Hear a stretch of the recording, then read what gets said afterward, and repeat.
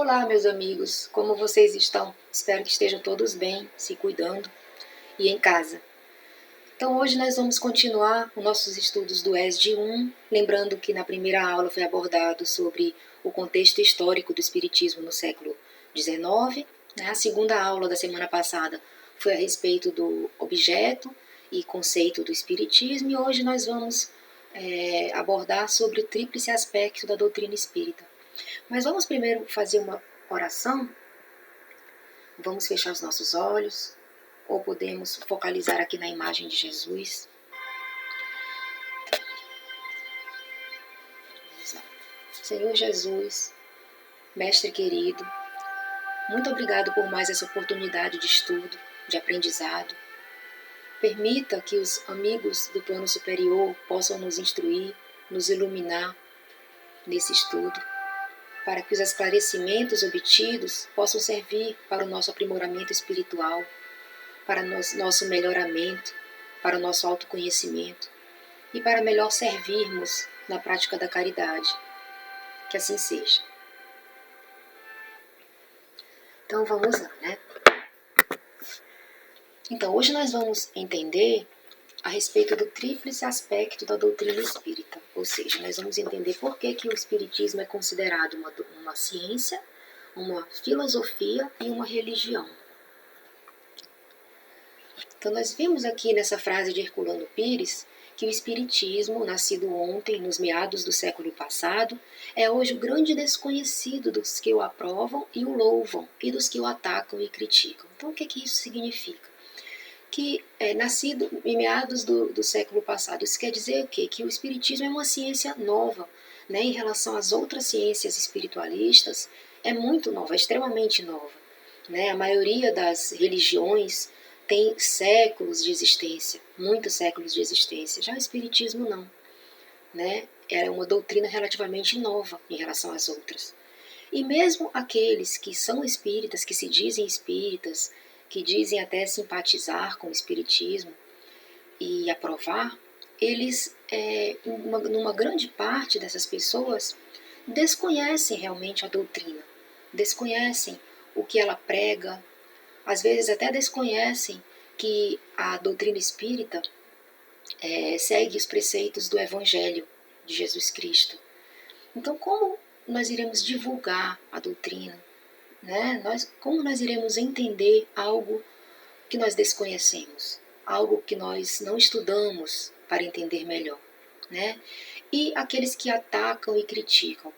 É mais lamentável ainda, porque se a pessoa não conhece sobre aquele assunto, como que ela vai ter argumentos para criticar, né? Até para aquilo que nós não acreditamos, que nós não concordamos, nós temos que ter um conhecimento, temos que ter um estudo sobre aquele assunto para podermos ter argumentos para dizer que não concordamos ou que não gostamos e para poder criticar, né? Então, até para atacar, temos que estudar o conteúdo do que atacamos, né? Então, continuando aqui, essa afirmativa acaba por nos fazer entender que essa jovem filosofia espiritualista ainda é ignorada, seja por parte dos seus adeptos, seja pelos seus detratores. Ao tempo de Kardec, como ainda hoje, aqueles que nada sabem do espiritismo tendem a tomá-lo pelo que ele não é, mais uma religião ou seita com seus mistérios, supostos sacerdotes dedicados a consultar na penumbra os mortos para os fins mais variados. Então, essa filosofia, né, a nossa doutrina espírita, como eu falei, ela ainda é ignorada justamente por falta de estudo, por falta de conhecimento, né? E mesmo hoje em dia, né, com praticamente quase 2 séculos já de doutrina espírita, existem pessoas que acham que é uma coisa completamente diferente do que é na realidade, que seria uma seita, né, onde ficamos questionando os mortos para fins mais variados, né, e não é assim. Nós sabemos que a comunicação com o plano espiritual é sempre utilizada para fins nobres, sempre utilizada para o bem, né? Então nós temos que conhecer a nossa doutrina para podermos esclarecer as pessoas a respeito dela. Então, os espíritas, eles necessitam conhecer bem o espiritismo, né? Para nós conhecermos algo, nós temos que estudar, né? Então, temos que estudar bem a doutrina kardeciana, edificar na alma os princípios filosóficos que dizemos adotar para o nosso progresso espiritual. Ou seja, não adianta nós falarmos sem agir, né? Nós temos que aplicar o que sabemos. O nosso objetivo é buscar a evolução, o progresso espiritual. Mas para isso nós temos que entender o que a doutrina esclarece, entender o que a doutrina explica. Só conseguiremos fazer isso através do estudo, né? Então temos que estudar bem a doutrina. Então, lembrando, né, o que é o Espiritismo, que foi visto na aula anterior. Kardec, no preâmbulo de O que é o Espiritismo, né, do livro, afirma que o Espiritismo é uma ciência que trata da natureza, origem e destino dos espíritos, bem como de suas relações com o mundo corporal. Então nós sabemos, né, que o Espiritismo é uma ciência de observação e uma doutrina filosófica, ou seja, ela consiste nas relações, né, no estudo das relações entre nós, né, e os espíritos e as consequências morais dessas relações. Então, em relação ao tríplice aspecto da doutrina, por que ela é ciência, filosofia e religião? Né? Então, ela é ciência, por quê? Porque técnicas de investigação foram usadas para comprovar a veracidade dos fenômenos espíritas, ou seja, as teorias, né, as técnicas não foram escolhidas aleatoriamente. Foi utilizada por Kardec. Deixa eu só tirar aqui o meu rosto do meio da letra, né? Peraí. Pronto, aqui tá melhor. Então, não foi utilizado, essas investigações não foram feitas aleatoriamente. Foi utilizado por Kardec o método experimental, que é um método científico, para que pudesse comprovar a veracidade dos fenômenos espíritas. Por que é filosofia? Então, com base na revelação dos resultados, né, que chamamos de verdades, foram formuladas questões de elevado teor filosófico. Então, nós sabemos que a filosofia é um estudo de questões gerais e fundamentais da existência humana. É um saber por meio de uma análise racional, né? Então, essas revelações que foram verificadas, as comprovações que foram verificadas através das técnicas de investigação, né, fizeram com que fossem formuladas questões, com que fossem levantados questionamentos a respeito de resolução de dúvidas sobre a existência humana, né, sobre questões da humanidade que explicam a nossa vida atual, para onde nós vamos, de onde nós viemos. E por que é religião? Porque verificou-se que a aplicação dessas verdades pode ser utilizada na transformação moral do homem. Ou seja, a aplicação dessas verdades é utilizada para o bem, né? Ou seja, essas verdades elas têm uma base filosófica, comprovadas, né, por método científico, com consequências religiosas.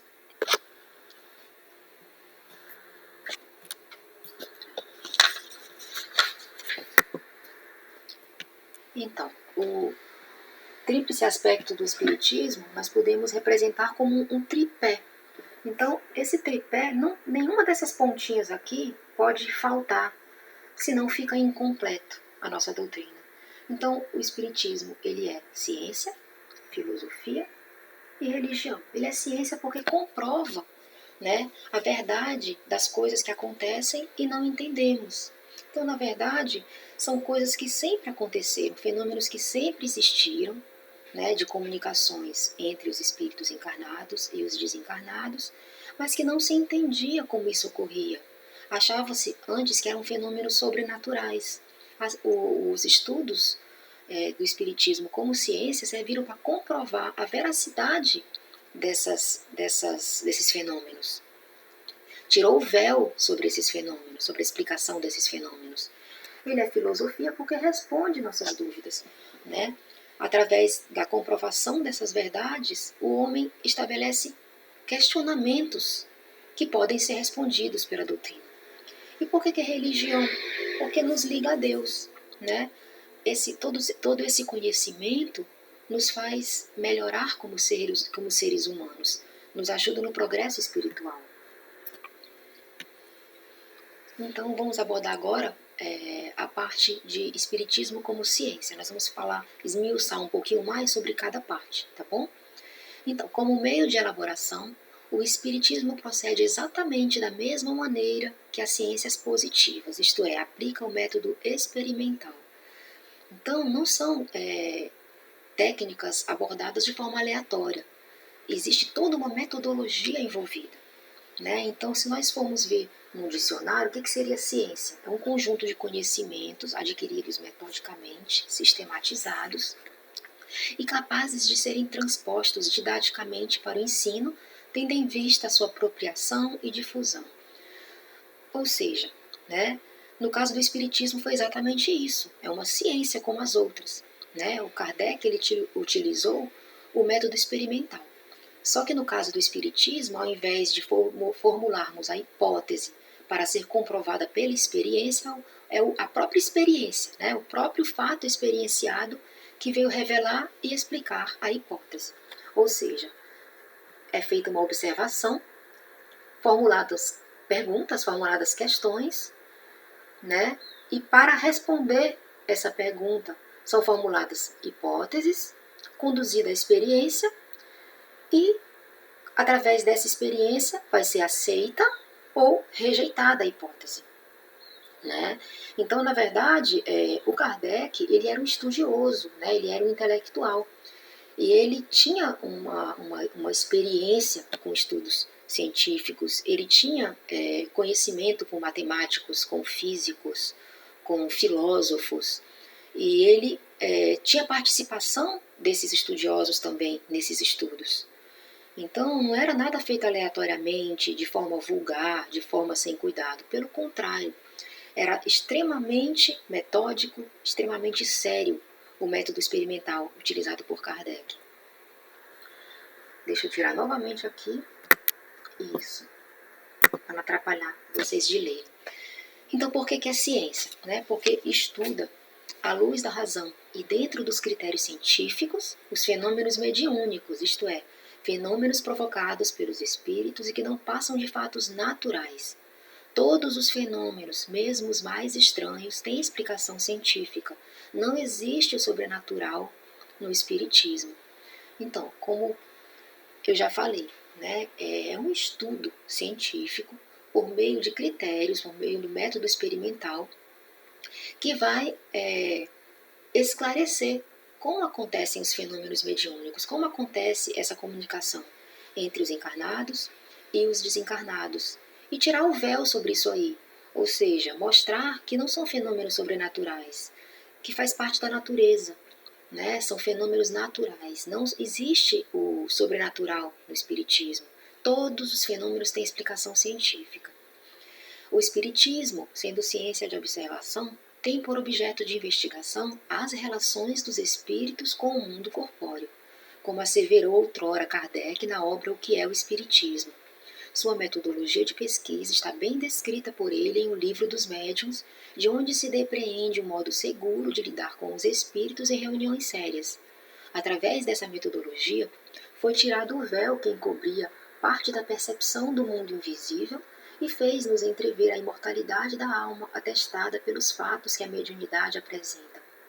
Ou seja, o Espiritismo como ciência, ele investiga, né, os fenômenos mediúnicos, os fenômenos de comunicação dos espíritos encarnados com os desencarnados, ou seja, as relações do mundo espiritual, né, com o mundo material.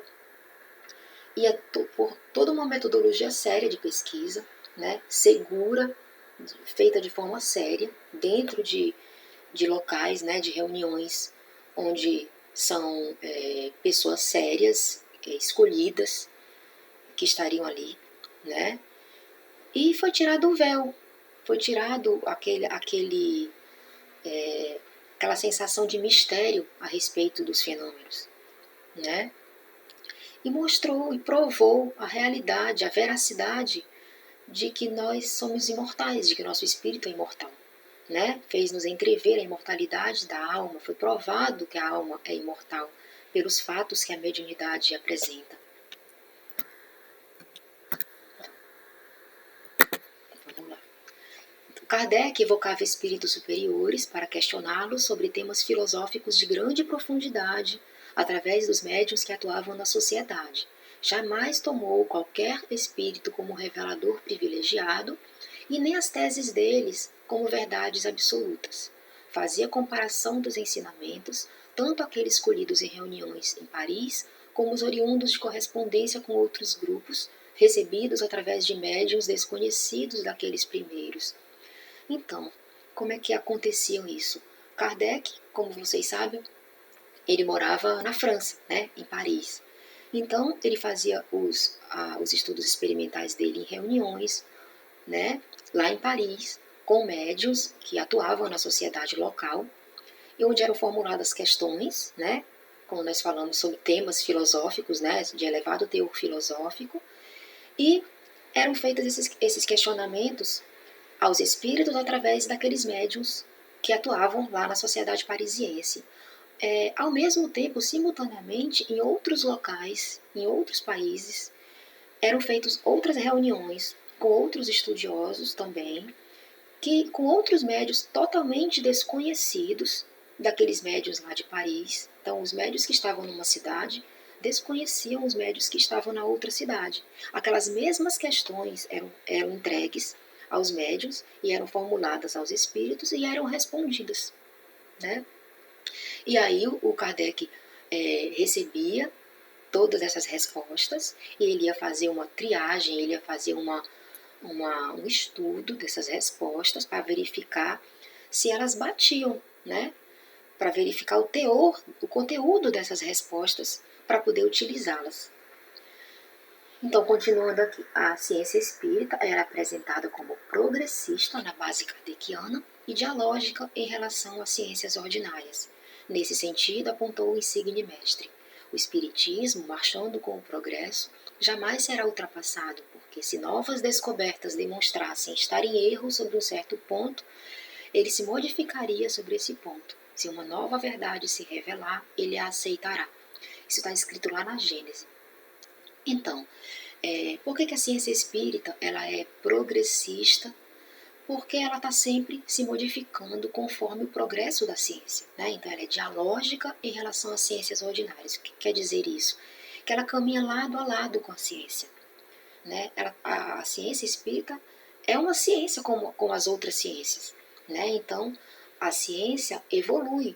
Todos os conhecimentos científicos, eles vão progredindo conforme vai havendo novos estudos, né? Então, o espiritismo, por que ele é progressista? Porque aqui ele mesmo fala, se uma nova verdade se revelar, ele a aceitará. Ou seja, se for comprovado que algum ponto da doutrina está errado, através de novos estudos científicos, se ficar comprovado, o espiritismo, a doutrina espírita irá aceitar e irá ficar com o que a ciência comprovou, né? Então, é uma ciência progressista.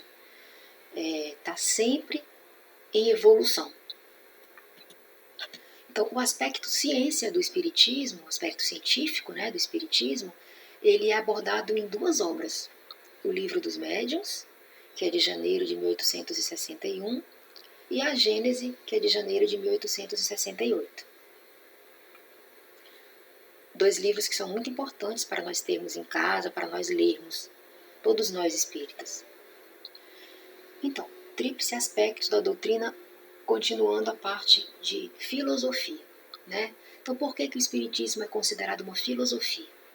Ele analisa a criação divina, explicando por que Deus criou o homem, qual é a sua origem e a sua destinação, refletindo sobre as causas da felicidade e infelicidade humanas. De onde eu vim, o que faço no mundo, para onde eu irei depois da morte? Toda doutrina que dá uma interpretação da vida, uma concepção própria do mundo, é uma filosofia. Então, o Espiritismo é uma filosofia porque ele nos faz pensar, ele nos faz raciocinar a respeito de dilemas da humanidade, né? Então analisa várias questões sobre a criação divina, como Deus criou o homem, como o mundo foi criado, qual é a origem, a nossa origem, né? A origem do homem, para onde vamos, né? Nossa destinação. Por que alguns nascem na riqueza, outros nascem na pobreza? Por que alguns têm doenças incapacitantes e outros vivem com saúde, né? Para onde nós iremos depois da morte? O que vai acontecer com a gente depois que a gente desencarnar, né?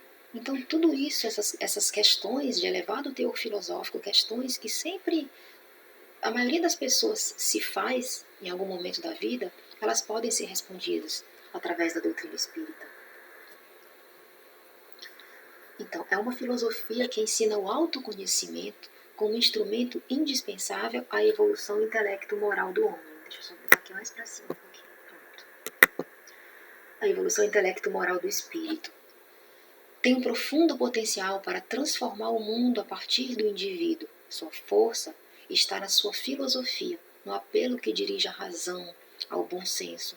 Então, através do estudo, através da resposta aos questionamentos que nós temos sobre dúvidas, né, sobre esses questionamentos de teor filosófico, nós podemos aumentar o nosso autoconhecimento.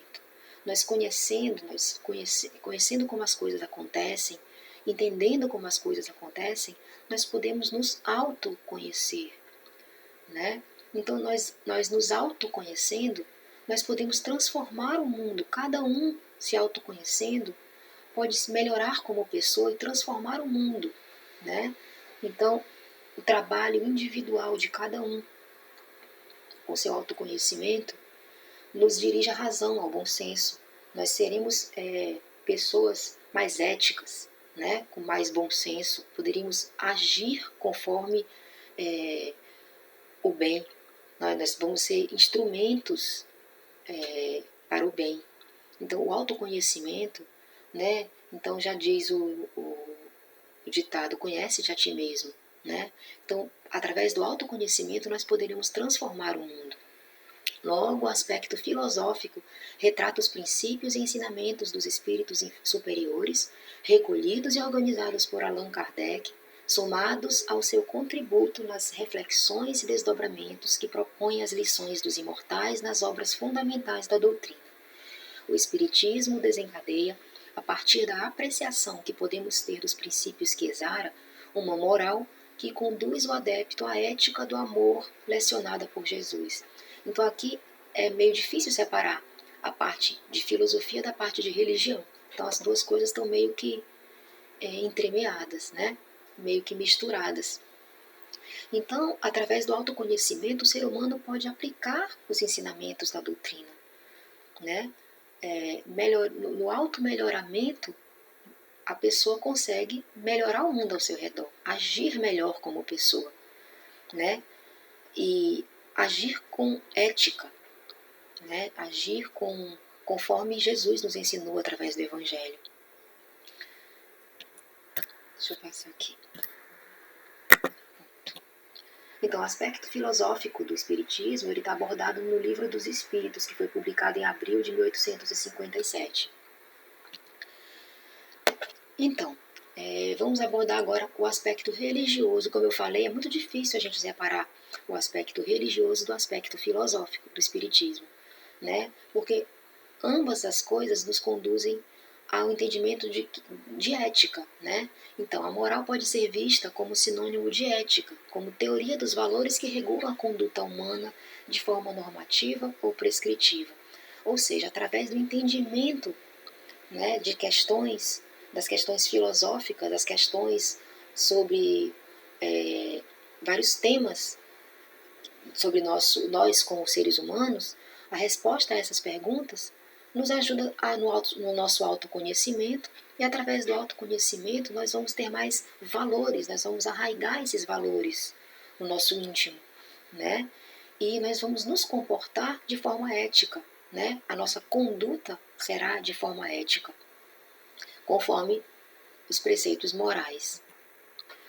Então, por que a doutrina espírita é considerada uma religião? Justamente porque tem como objetivo a transformação moral do homem, revivendo os ensinamentos de Jesus Cristo.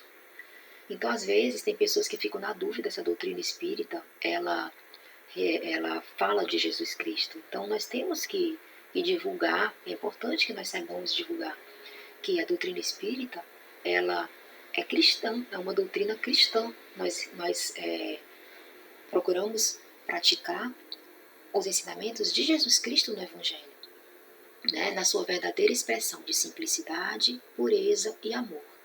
É uma religião simples, sem sacerdotes, cerimoniais e nem sacramentos de espécie alguma, sem rituais, culto a imagens, velas, vestes especiais, nem manifestações exteriores. Então, uma das belezas da doutrina espírita é que é uma doutrina simples, né? Não existem rituais, não existe uma hierarquia de sacerdotes. Então lembremos que Jesus, ele não fazia rituais, né? Ele não praticava o amor com fundamentos ritualísticos, né? Ele praticava o amor espontâneo. Não existia nenhum tipo de culto, de ritual, de manifestação exterior na prática do bem, né? Nos seus ensinamentos. Era tudo muito simples, tudo muito puro. E é isso que nós entendemos, né, na doutrina espírita. O objetivo é a transformação moral do homem, né, com simplicidade. Então, sem rituais, sem manifestações exteriores. Não tem hierarquização sacerdotal no espiritismo. O aspecto religioso trata das consequências morais do comportamento humano, definido pelo uso do livre-arbítrio e governado pela lei de causa e efeito, ou seja, nós temos liberdade para escolhermos os nossos caminhos, se nós iremos escolher o caminho do mal ou o caminho do bem. Nós temos esse poder de escolha nas nossas vidas. Só que nós temos que entender que nós vamos colher o que plantamos, ou seja, a lei de causa e efeito regula tudo. Então, se eu plantar o mal, eu vou colher o mal. Se eu plantar o bem, eu vou colher o bem. Então, a doutrina espírita, através dos ensinamentos sobre a parte de ética, a parte de moral, ela vai abordar a forma que nós devemos nos comportar e as consequências de como nós estamos nos comportando. Ou seja, ela aborda que tudo que nós fizermos, nós iremos ter que responder por aquilo, né? Nós temos liberdade, nós temos o livre-arbítrio, mas nós somos governados pela lei de causa e efeito. Então, sempre, tudo que nós escolhermos, nós iremos, tudo que nós plantarmos, nós iremos colher. Encontramos proposições para a aplicação da moral espírita na análise que Allan Kardec faz da conduta de pessoa de bem, apresentando didaticamente a ética que decorre dos ensinamentos espíritas. Vale a pena meditar e perceber os caminhos possíveis de uma conduta equilibrada e sábia que o mestre sintetiza nessa frase.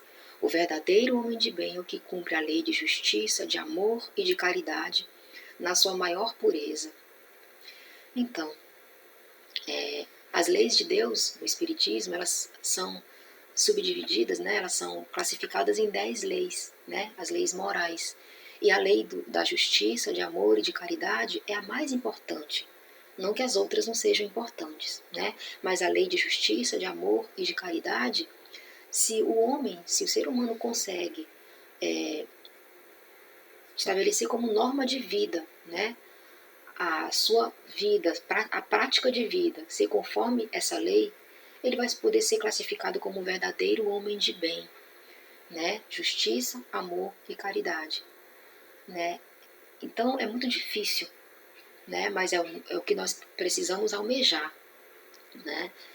Porque uma conduta equilibrada é muito importante que nós possamos tentar ter para o nosso aprimoramento espiritual, para o nosso progresso espiritual, né? Nós temos que tentar praticar a lei de justiça, de amor e caridade para podermos ter uma verdadeira aplicação moral da doutrina espírita. Praticarmos o bem, né? Não é só falarmos sobre o bem, não é só estudarmos o bem. Nós temos que agir conforme aquilo que nós estamos estudando, conforme aquilo que nós estamos aprendendo em relação à doutrina espírita. Né? Então, o nosso objetivo é a nossa transformação moral, revivendo os ensinamentos de Jesus Cristo. Né? Então, nós precisamos tentar ter uma conduta equilibrada para sermos homens de bem. Tendo como referência essa orientação, o Espírito Emmanuel elucida: podemos tomar o Espiritismo simbolizado como um triângulo de forças espirituais.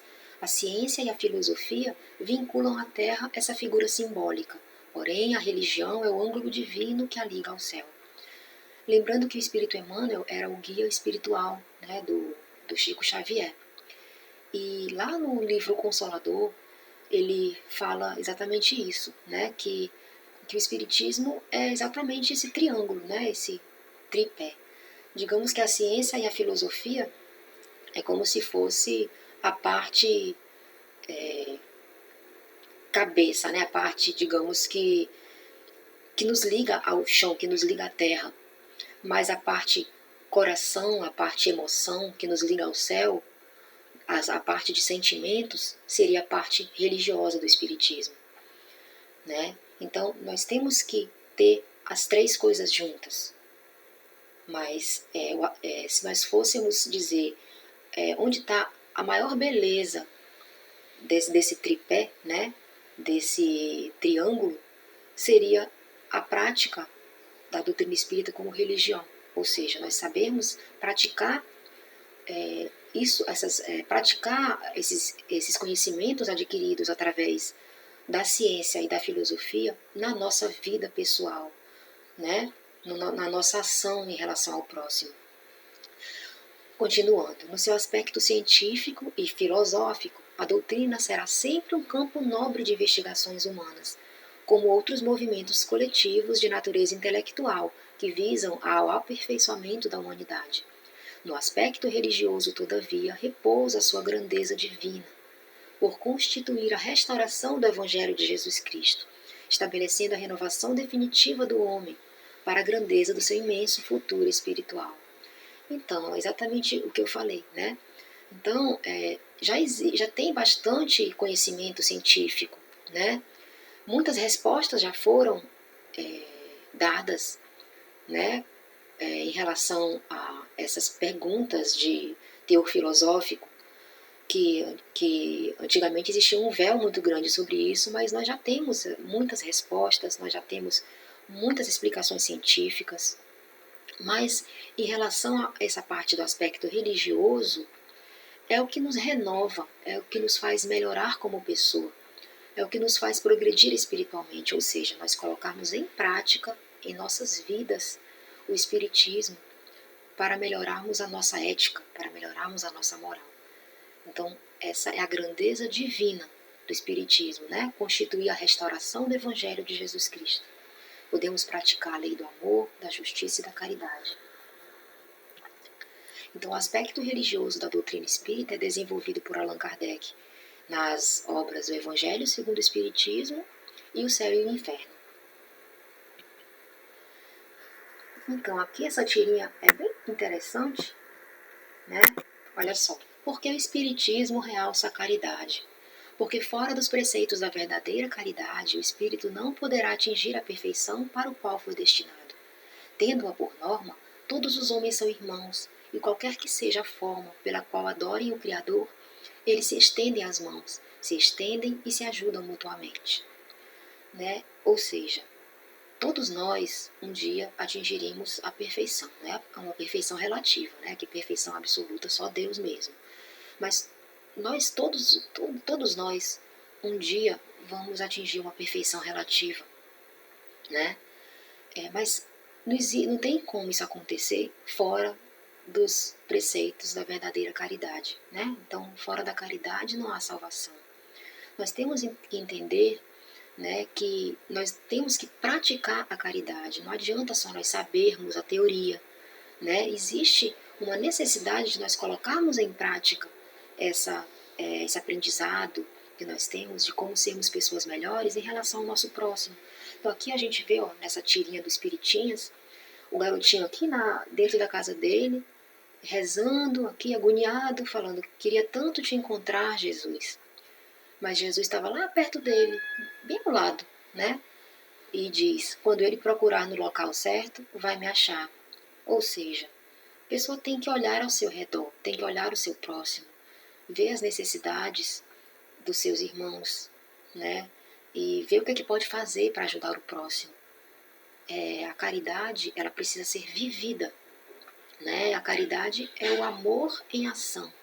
É exatamente isso. É praticar a bondade, praticar o amor. Então, o amor não tem que ser só um sentimento. Ele tem que ser vivido. Ele tem que ser, tem que ter uma parte prática disso aí, né? Então, fora dos preceitos da verdadeira caridade, o espírito não poderá atingir a perfeição para o qual foi destinado.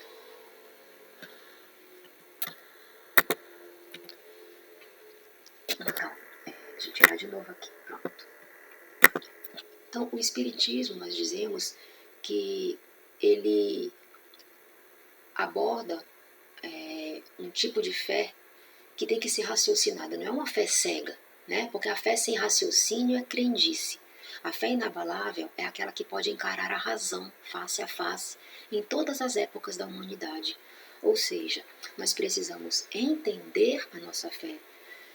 Não é acreditar sem questionar. Nós precisamos questionar, nós precisamos entender, nós precisamos falar com subsídios, né? Nós precisamos ter um conhecimento mínimo para podermos falar sobre a doutrina espírita. E nós temos que estudar, nós temos que ter esse conhecimento e praticar o nosso conhecimento adquirido, né? E sempre, sempre nós não devemos acreditar em qualquer coisa, né? Então, uma das belezas da doutrina espírita é essa, ela explica por que você vai acreditar naquilo, né? Então, ela nos ajuda a encarar a razão em qualquer época da humanidade e ela está sempre progredindo, né? À medida que novos conhecimentos vão sendo obtidos, ela vai mudando conforme a necessidade. Lembrando que Jesus não pôde falar tudo, né? Porque naquela época os homens não estavam ainda com um nível de progresso intelectual, de progresso espiritual, que pudessem entender. Depois veio a doutrina espírita para esclarecer as questões as questões relevantes, né, para o nosso aprimoramento como seres humanos, naquela época, de acordo com o que os homens estavam preparados para receberem, né, de acordo com o nível moral e intelectual da sociedade da época. E à medida que nós vamos progredindo, que nós vamos evoluindo, né, à medida que a humanidade vai progredindo, novas revelações vão sendo fornecidas, né? Então, encarar a razão face a face em todas as épocas da humanidade é o tipo de fé da nossa doutrina espírita, é o tipo de fé que nós deveríamos ter. Tá bom, gente? Então é isso. Muito obrigada a vocês pela atenção. Eu estou aberta a questões pelo WhatsApp agora, tá? Mas vamos fazer uma oração de encerramento aqui rapidinho, para nós encerrarmos aqui o nosso estudo, né? Então, muito obrigada, Senhor, por mais esta oportunidade desse estudo, desse aprendizado. Nos ajude a conseguirmos pôr em prática todas as informações recebidas, em todos os estudos que nós fizermos, em todas as leituras edificantes que fizermos sobre a doutrina espírita. Nos ajude a sermos pessoas que procuremos sempre progredir. Nos ajude a diminuirmos o nosso orgulho, a nossa vaidade, os nossos interesses pessoais e sempre priorizarmos o bem-estar dos nossos irmãos. Podemos sempre praticar a caridade para melhorarmos todos os que nos rodeiam. Nos ajude nesse momento difícil pelo qual passa a humanidade agora. Dai consolo àqueles que estão sofrendo, àqueles que estão doentes. Ajude-os a aceitarem com resignação a situação atual mas sem perderem a fé, sem perderem a esperança. A nós que estamos bem, que estamos saudáveis com nossas famílias, pedimos auxílio para que nossa fé não seja abalada. Que esse momento sirva para fortalecermos cada vez mais a nossa fé, para valorizarmos mais ainda o que nós temos. E termos cada vez mais o pensamento de fraternidade, de esperança e de fé. Muito obrigada por esse estudo, Senhor, que possamos ficar em paz com nossas famílias e que assim seja. Tchau, gente. Muito obrigada. Boa noite para todos.